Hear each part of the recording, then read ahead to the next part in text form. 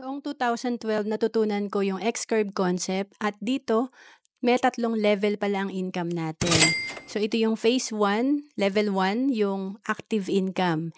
Ito yung mataas ang effort natin pero maliit lang yung income natin.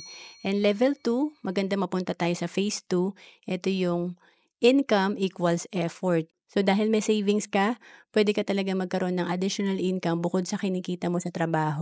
And of course, ang target natin mapunta sa phase 3, ito yung passive income na or money working for you na. Ito yung magagawa natin 'pag marami na tayong investment or may business tayo na kumikita para sa atin.